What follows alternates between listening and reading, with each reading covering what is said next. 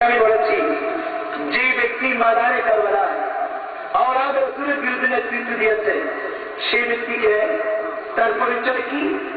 তার বাবার নাম যায়েদ, তার বাবার নাম হচ্ছে সাদ ইবনে আবি ওয়াক্কাস। সবাই বলেন রাদিয়াল্লাহু তাআলা আনহু। উনি কে? উনি আমার রাসূলের চেহারা। উনি কে? আমার রাসূল তাকে দুনিয়া থেকে বেহেশতের শুভ সংবাদ দিয়েছে।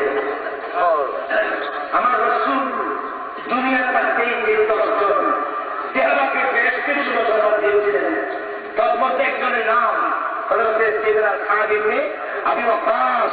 সবাই বলুন না রাদিয়াল্লাহু তাআলা আনহু। আর তার ছেলে এই ময়দানে কারবালায় আওলাদ রাসূলের বিরুদ্ধে দিচ্ছে।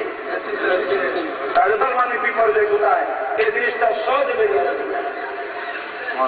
কথা বুঝতে পারছেন না আপনারা? শিক্ষিত সমাজের দৃষ্টি আকর্ষণ করছি। এজিদ বাহিনীর লেফটেন্যান্ট জেনারেল ছিল হুর বিন রিয়াহি। তার ভিতরে নবীর প্রেম ছিল। বিদায় ময়দানে কারবালায় সে নিষ্ক্রিয় ছিল। আওলাদ রাসূলের বিরুদ্ধে তেমন কোন ভূমিকা নাই। সাথে সাথে গোয়েন্দা ওবায়দুল্লাহ ইবনে জিয়াদের কাছে পৌঁছে দিল। তখন কুফার গভর্নর ওবায়দুল্লাহ বিন জিয়াদ,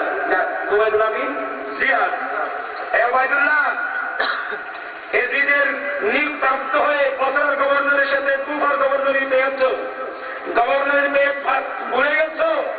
তোমার সেনাবাহিনীর প্রধান হুর বিন রিয়াহি নিষ্ক্রিয়, তার দ্বারা কোনো কাজ হবে না। তাকে তার চাকরি থেকে অব্যাহতি দাও, তার স্তরে অন্যজনকে নিয়োগ দাও। সে চিন্তা করলো কাকে পাবো আমি বলতে সেই গবেষণা করে বের করলো, বলে একজন বাহাদুর ছেলে আছে যার নাম আমর বিন সাদ।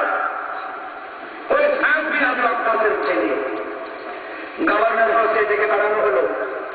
আসলো, আসসালামু আলাইকুম। ওয়ালাইকুম আসসালাম। সালামের উত্তর দিয়ে বরণ করা হলো। আমার বসো, তোমার জন্য আমি অপেক্ষা করছি। এই নাস্তা দাও। আমার ছেলেরা, আমার ভাইয়েরা, বর্তমান যুগে বিশ্বের মুসলমানকে মিসগাইড করার যে চিত্র, এই চিত্রটা আমি আপনাদের সঙ্গে উত্থাপন করছি। বসো বসো, এই নাস্তা দাও। নাস্তা খাচ্ছে। আর ওবায়দুল্লাহ বলছে আমর, আসলে আমি বছরের গভর্নর, এদিন আমাকে কুফার গভর্নরি দিয়ে এখানে পাঠিয়েছে।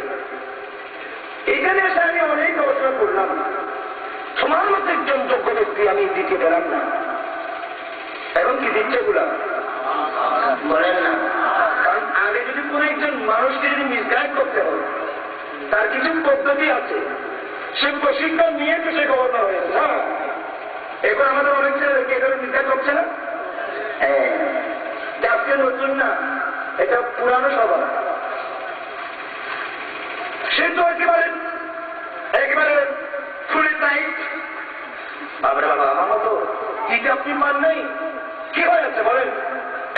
আমার বিন সাদ, আমার অন্তর চাচ্ছে তুমি পারবে। আমার অন্তর চাচ্ছে আমি তোমাকে সেনাবাহিনীর প্রধান বানাবো, লেফটেন্যান্ট জেনারেল বানাবো। সে আমার চিন্তা করে আমি কোনোদিন পুলিশের চাকরি নি নেই, যে পুলিশও কোনোদিন হয় না, সে এখন এক কানে কোথায় লেফটেন্যান্ট জেনারেল বলে না।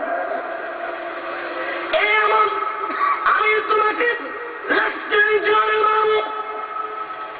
হ্যাঁ, মকের বেলায় আমার সেনাবাহিনীর বেষ্টনীর মধ্যে আছে, কিন্তু আমার সেনাবাহিনীর যে প্রধান হুর বিন রিয়াহি সে নিষ্ক্রিয়।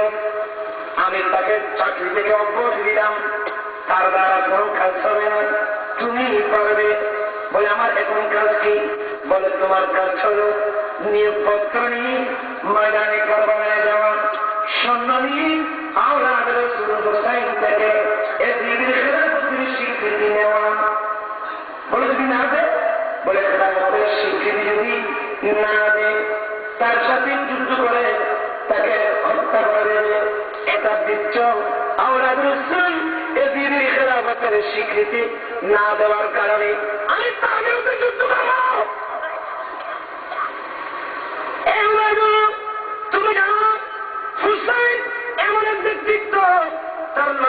স্থান ছাড়া তার শরীরে এমন কোন জায়গা নাই যে জায়গায় আমার হায়াতুন নবী চুমু খায় নাই। এই মানুষ যে শরীরের মধ্যে হায়াতুন নবী চুমু খেয়েছে, ওই শরীরের মধ্যে আমি ইতিহার করলাম কিভাবে মারবো। কালকে আমাদের মেয়েরা আমি হায়াতুন নবীর সামনে কিভাবে মুখ দেখাবো। ওবায়দুল্লাহ দেখতেছে আমার অবস্থা কাহিল। আহা আমর, তোমরা এখনো বলেন না এই সুবর্ণ সুযোগ হারিও না। তুমি কি সুবর্ণ সুযোগ বলে আমার কাছে আসো, জোশে থাকলে কাজ চলবে না। তুমি যদি এক্ষুনি আমার সেনাবাহিনীর প্রধান হয়ে সম্মানী যেভাবে হোক আওলাদ রাসূল হুসাইন রাদিয়াল্লাহু তাআলা থেকে এজিদের খেলাফতের স্বীকৃতি নিতে পারো, কিংবা না দিলে তাকে হত্যা করতে পারো, আমি তোমার সাথে ওয়াদা করছি আমি তোমাকে রায় শহরের গভর্নর বানাবো। রায় শহর ছিলেন নাই, মুলকে রায়, এটা ফার্সি শব্দ। ইরানের পুরানো নাম হচ্ছে মুলকে রায়, বর্তমান ওই জায়গার নাম ইরান, যার রাজধানী তেহরান। অর্থাৎ আমি তোমাকে রায় শহরের গভর্নর বানাবো। এখন বুঝে দেখো, এখন একদিক দিয়ে অপর দিক দিয়ে ইরান শহরের গভর্নরই। আমাদের সামনে দুটি চিত্র, একটা বেহেশতের চিত্র আর একটা জাহান্নামের চিত্র। একদিক দিয়ে আওলাদ রাসূল, অপর দিক দিয়ে ইরান শহরের গভর্নরই।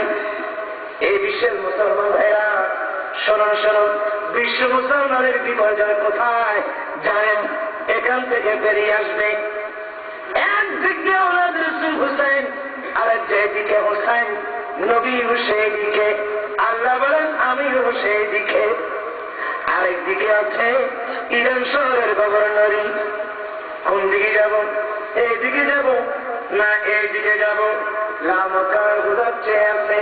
আল্লাহ বলেন এখান থেকে তোমাকে তোমার পরীক্ষা নেব।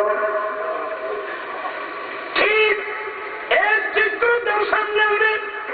আল্লাহর জন্য ওনার মজলিসে আলোচনা হচ্ছে। জীবনকে বলতে বলতে পারবেন? আমি একটা চিত্র তুলে ধরছি। জুনায়েদ বাগদাদী, ইতিহাস আপনারা জানেন, তার সঙ্গে এসে গেছে। আমি বলতে হচ্ছে, আপনাদের কোনো অসুবিধা হচ্ছে না?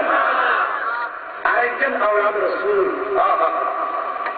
একেবারে হেংলা, একেবারে পাতলা। বাগদাদের জমিনে ঘর থেকে বের হয়েছে ফজরের নামাজের পরে।